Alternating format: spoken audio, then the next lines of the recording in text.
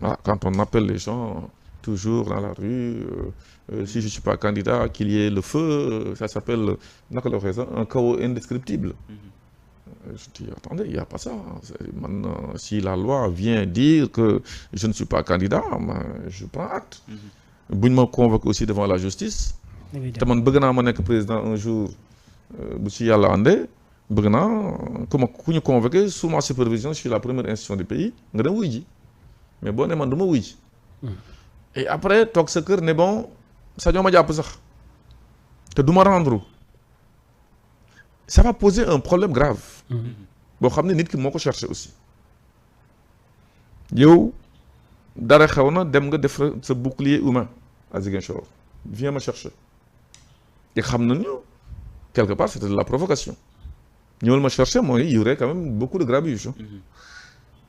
L'État, sentant le piège, n'a pas voulu. Ils ont fait leur audience conformément à ce que la loi le permet comme roue de secours mooy lan juge ko par contumace. mu ni moom faalewul justice sénégalaise ñu defal ko loolu condamné ko à son absence léegi nee na faale na justice sénégalaise ni ñu gaaw mu bind non acquiescement bind nu mu tudd loolu bi ñu ko jàppee la. non dañ ko àtte ba pare mu bind non acquiescement ba pare ne maintenant dafa bëgg ñu jugé waat ko léegi suñ ko jugé waat vous verrez voir que les comploteurs et machin léegi bëgg na justice sénégalaise donc c'est deux poids deux mesures hier je n'en veux pas du ma ci dem tey yàkkamti naa dem loolu mooy wane ni y a quand même quelque chose d'instabilité te état kenn du ko jox koo xam ni psychologiquement tu n'es pas bien assis. Yow, psychologiquement Sonko n'est pas bien assis. C'est pas de préciser, je suis clair. Si Moussa Ba parce que loolu nga bëgg wax. dama ne état bëgg mu leer rek parce que loolu nga bëgg wax. dama ne moom ak keneen quand on n'est pas bien assis on te donne pas la présidence du Sénégal parce que présidence affaire caaxaana gis naa nag cette pléthore de candidatures borom lamb yeeg borom chanteuse yeeg ñoom kiin biis ñëpp ñu ngi ci biir sont des candidats. xam nga loolu. de toute façon loolu yéen tere wu ko tamit. ay Sénégalais la ñu. entre ce qui est permis et ce qui doit être xam nga. nañu def attention à certaines choses. ñi ngi jëm ci fenn ba semence les filtres là vont faire le nécessaire. Maintenant nag l'histoire de Ziguinchor. da nga koy boole ak l'histoire de la Cour suprême il y a quelques jours. La DG a refusé de délivrer des fiches de parrainage je pense à un candidat boo xam ni selon le ministre de la Justice s'est fait appliquer les dispositions de l'article L29 4. L29 4 dafa ne képp koo xam ne mi ngi nekk dans une situation de contumace di lay retirer ci fiche gars yi def ko loolu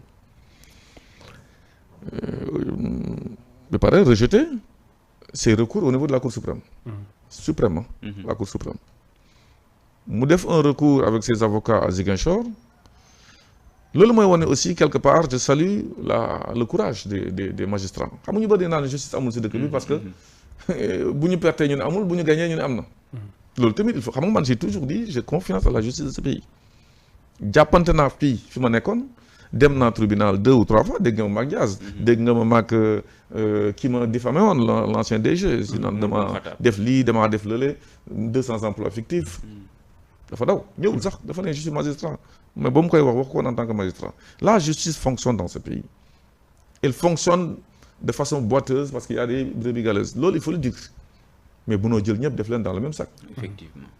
C'est pourquoi le magistrat de Ziguinchor qui a pris la décision bu mujj bi réintégrer le candidat Ousmane Sonko dans ses droits ne dafay mën na nekkaat candidat ba mën a dem jëlee fiche c'est une décision courageuse qui montre que Cour suprême il y a une parquetière fii il y a un magistrat de siège qui vient dire lu muy xalaat on verra maintenant ce qui va se passer c'est une bonne décision pour lui pour eux l'euphorie au départ tout le monde s'est refroidi après parce que boobu tamit il y a deux choses yoo xam ne dangereuses dans ce dossier benn bi mooy il y a eu une récusation dans le dossier juge bi a été récusé pour des accointances avec un adjoint au maire qui serait du PASTEF xam nga dans l'histoire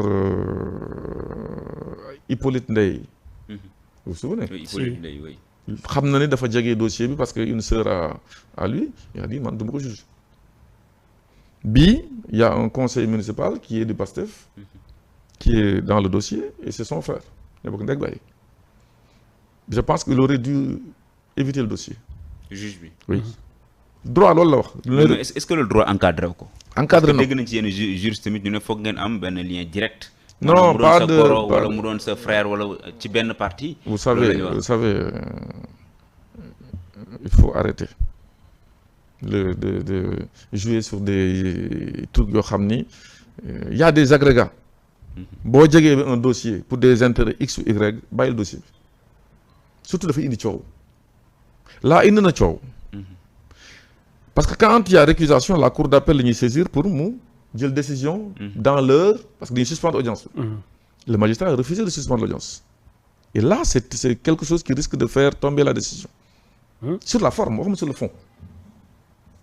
Pourquoi n'avez-vous pas suspendu la décision le temps que nous cour d'appel intervenions? C'est un vice. Ensuite, la Cour suprême, je pense que pour mu changer waat sa décision, ça va être difficile en une semaine def revirement de jurisprudence.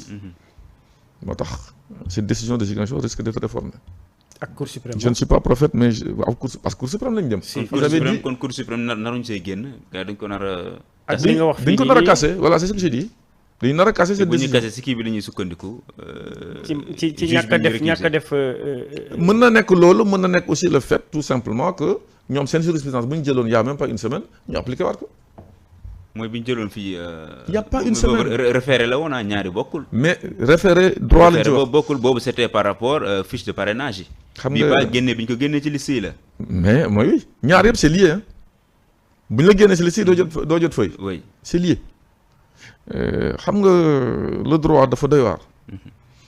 mais dans cette chose là que je vois venir de toute façon ñu ngi fii ñu ngi xool mais en droit man le juge de Ziguinchor aurait dû suspendre jox keneen qui aurait pris la même décision peut-être et n'aurait pas ce hic. ce hic là on a dafa mel ne dañu ne cour d'appel faale wuñ la on continue. et ça. boo ko joxee magistrat supérieur da koy daaneel te bon cour suprême bu xasee ba prononcé wu bi yoon il y a plus d'appel. C'est fini donc attention et je pense que j'ai entendu Amadou Ba le dire aussi. On n'a pas encore gagné on n'est pas encore sorti de l'auberge. Juridiquement loolu laa ci mën a wax voilà maintenant sur le plan politique chacun a sa stratégie. ci génne gi ñu ko génne ci liste yi fi ñu ko teg mooy dañ ko jàpp mi ngi ci contumace Ousmane Sonko contumace ba léegi alors que mi ngi ci seen ay loxo. jàpp nañu ko te li yoon wax mooy ko àtte ci contumace soo ko jàppee maanaam contumace su dafay anéantir. mais vous savez est-ce que mën nañu sukkandiku foofu déjà pour génne ko ci liste yi. xam nga la lettre et l'esprit d'un texte. dafa am solo. voilà lorsque le texte était créé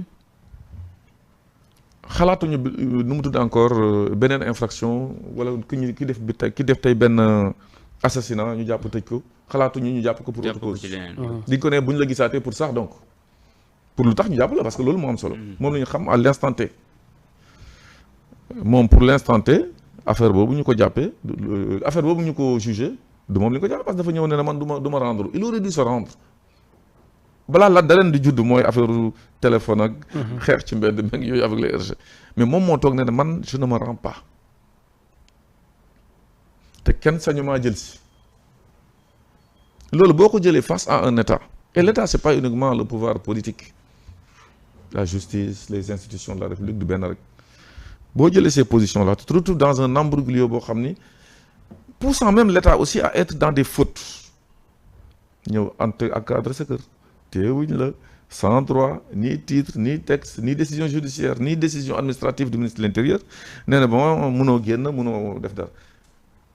Toutes ces choses-là, l'État, comme les Ousmane Sonko, ont été dans une situation ñoo si dugal seen bopp saa ku ko waxul wax nga leneen. te li may wax nii c'est des faits. mënoon na ñëw comme il considère que buñ ko téyee pour ça day tombeloo yëf yi ñu recommencer procès bi il se rend mais il dit je ne me rends pas.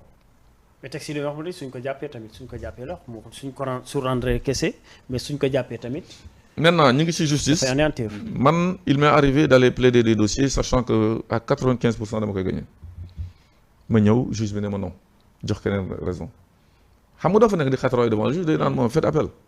mooy double degré de juridiction Donc dans cette affaire-là, ils iront encore plus haut. Cette affaire va être rejugée. Voilà, des na.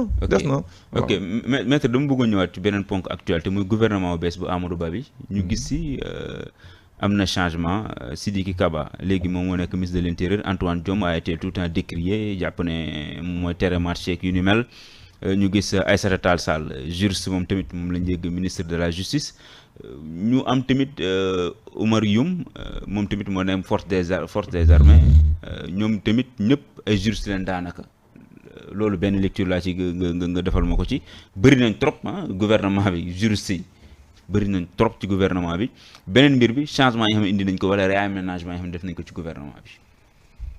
yaa ngi naan y a beaucoup de juristes dans le gouvernement il faut prendre les juristes sérieux ak ñi nga xam ne c'est des politiciens de métier. ah daf ci am ay juristes yu sérieux wul quoi. Il y en a plein. Ñi nga nommé yëpp quelle a été leur position quand on était en face d'un troisième mandat qui était contre la Constitution, contre la parole du président de la République qui dit man di ngeen ma xaar lépp ba mu des troisième mandat du ma ko def. ñoom ñu topp ci ginnaaw di ko naan deuxième quinquennat il faut que tu le fasses. dem ba Parlement européen vous avez pris leen Aïssata Tall Sall di fa wax ba leurs collègues là-bas du Parlement européen et leur dire mais arrêtez. Le président Macky Sall a pris une excellente décision le 3 juillet je l'ai salué parce que man loolu boobu wax jotee dama ci wax. Je suis juriste, non? Comme ñoom. Oumar Youm, quelle était sa position? tey mu ñëw gis nga leen. Tu parles d'Ismaïla Madior Fall. Émérite professeur de droit le lundi. Le mardi